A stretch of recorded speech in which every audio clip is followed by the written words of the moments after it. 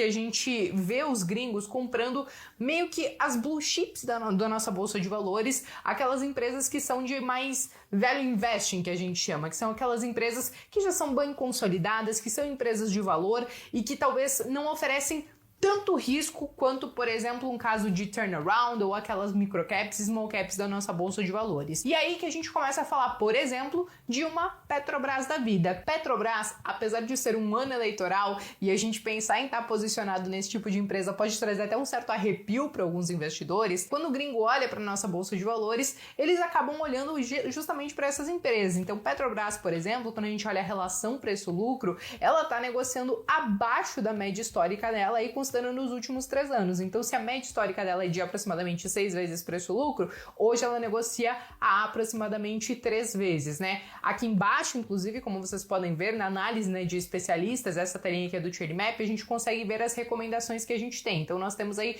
várias recomendações de compra, alguns de compra forte e alguns para manter o papel, dado o desconto, entre aspas, que ela acaba tendo nesse momento. Mas, gente, é muito importante entender que quando a gente olha para alguns ativos, tem que realmente pensar na questão do longo prazo e não é simplesmente comprar porque fulano ou ciclano recomendou ou deixou de recomendar. Você precisa entender se isso faz sentido na sua estratégia, se isso faz sentido na sua carteira. Então, nada melhor do que você também se qualificar, se profissionalizar e tentar entender e estudar cada ativo que vai entrar dentro da sua carteira. E aí, para isso, eu já quero aproveitar a onda do jabá e eu quero que vocês conheçam o Educamap, que o Educamap, ele veio, né, junto com o Trademap para tentar revolucionar essa questão da educação. Então, com cursos, muito conteúdo educativo, muito conteúdo de graça para vocês. Eu vou deixar o link aqui na descrição para vocês conhecerem também e não simplesmente tomarem as decisões de vocês porque vocês estão copiando o que alguém fez ou enfim, por aí vai. Mas beleza, gente, voltando para cá. Outra empresa que os gringos acabam olhando,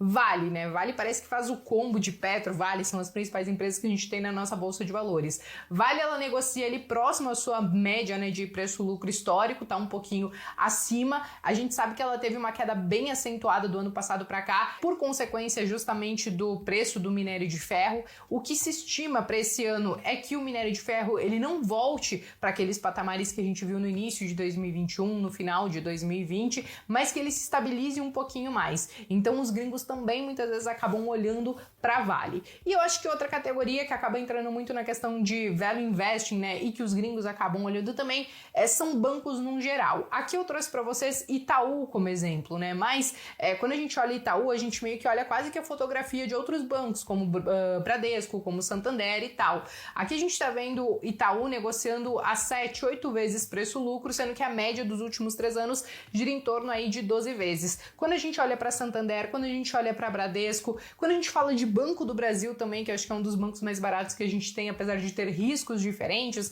então o setor de bancos como um todo também está negociando com um certo desconto em relação ao preço-lucro, né? E cabe ressaltar que esse é um setor que acaba ganhando bastante quando a gente tem essa alta na taxa de juros, porque eles conseguem spreadar melhor a questão ali do crédito, né, entre o tomador e o devedor ali do banco. Então eles conseguem spreadar um pouquinho melhor os seus produtos e conseguem ir bem nesses momentos onde a gente tem uma taxa de juros um pouquinho mais alta. Então, geralmente, quando os gringos acabam olhando para cá, eles acabam olhando mais para esses papéis que são um pouquinho feijão com arroz. E aí, gente, que vem